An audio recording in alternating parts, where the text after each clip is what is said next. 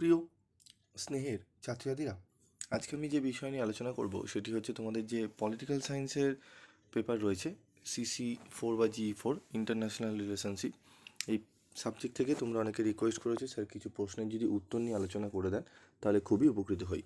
তো দেখো, আমাদের আজকের যে প্রশ্নটির উত্তর নিয়ে আলোচনা করব সেটি হচ্ছে দাতাতের উদ্ভবের কারণসমূহ চিহ্নিত করো। এই প্রশ্নের সম্পূর্ণ উত্তরটি আলোচনা করছি, তোমরা ভালো করে শুনে নাও। তোমাদের প্রত্যেকের এই প্রশ্নটি আসার সম্ভাবনা কিন্তু প্রবল রয়েছে।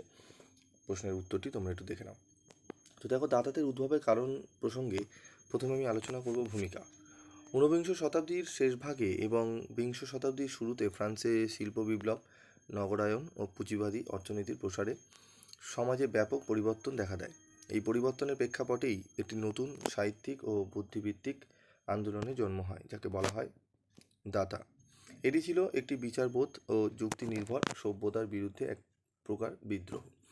দাতা মূলত প্রথম বিশ্বযুদ্ধের ভয়াবহতা থেকে উৎসারিত এক ধ্বংসাত্মক শিল্প চেতনার নাম, যার মাধ্যমে শিল্পীরা প্রচলিত সৌন্দর্য বোধ ও শিল্পরীতিকে প্রত্যাখ্যান করেন। দাতাদের উদ্ভবের প্রধান কারণসমূহ। প্রথম বিশ্বযুদ্ধের ভয়াবহতা। প্রথম বিশ্বযুদ্ধ ইউরোপের চেতনার গভীর ক্ষত সৃষ্টি করে। যুদ্ধের নিষ্ঠুরতা, প্রাণহানি ও ধ্বংসযোগ্য সভ্যতা ও মানবতাবোধকে প্রশ্নবিদ্ধ করে। শিল্পীরা অনুভব করেন যে এই সভ্যতা ব্যর্থ এবং এর ওপর কোনো আস্থা রাখা যায় না। এই অনুভব থেকেই দাতা আন্দোলনের জন্ম হয়, এক প্রকার নৈরাশ্যবাদী প্রতিবাদ। যুক্তিনির্ভর সভ্যতার ব্যর্থতা। পশ্চিমা সভ্যতা যুক্তিবাদ, বিজ্ঞান ও উন্নয়নের কথা বললেও তা মানবতার সুরক্ষায় ব্যর্থ হয়েছে। দাতা শিল্পীরা যুক্তি, শৃঙ্খলা ও কৃত্রিম নৈতিকতার বিরুদ্ধে বিদ্রোহ ঘোষণা করেন। তাই তারা বেছে নেন অযৌক্তিকতা, বিশৃঙ্খলা ও বিদ্রুপকে।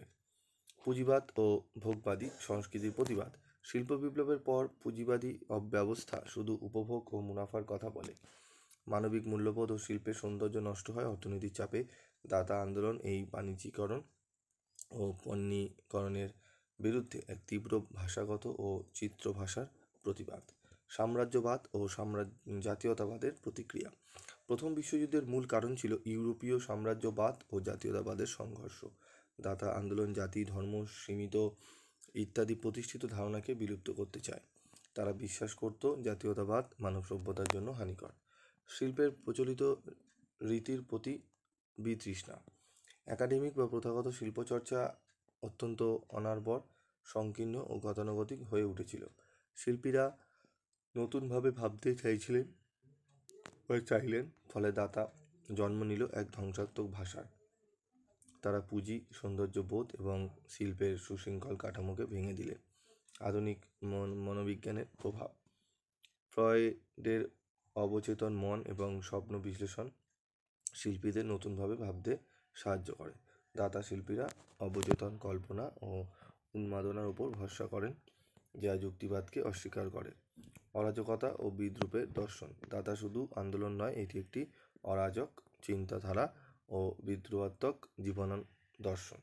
শিল্পীরা বিশ্বাস করতেন যে বিচারবোধহীনতাই প্রকৃত সত্যের কাছাকাছি যেতে পারে। সুইজারল্যান্ডের রাজনৈতিক আশ্রয়প্রাপ্ত শিল্পীদের একত্রিত হওয়া। প্রথম বিশ্বযুদ্ধের সময় সুইজারল্যান্ড ছিলেন নিরপেক্ষ দেশ।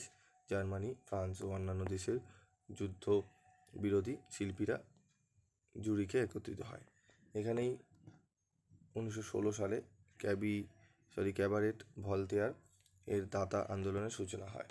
মন্তব্য: দাতা একটি প্রতিবাদী শিল্প চেতনা, যা প্রতিষ্ঠিত সমাজ ব্যবস্থা, নৈতিকতা, যুক্তি, শিল্প রীতি ও ভাষা ব্যবহারের বিরুদ্ধে এক বৈপ্লবিক ঘা।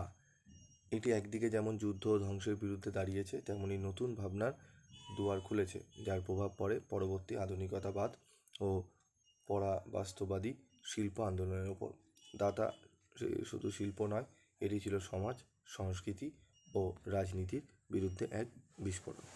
তো উত্তরটি সম্পূর্ণ আলোচনা তোমাদের করে দিলাম আজকের এই ভিডিওতে আলোচনা করে। তো তোমরা আরও যদি ভিডিও এরকম পেতে চাও, এরকমই সুন্দর সাজানো গোছানো উত্তর ভিডিও ক্লাস পেতে চাও, অবশ্যই তোমরা কমেন্ট করে কিন্তু জানাবে। আজকের মতো ভিডিওটি শেষ করছি। দেখা হচ্ছে পরবর্তী ভিডিওতে। সকলে ভালো থেকো, সুস্থ থেকো।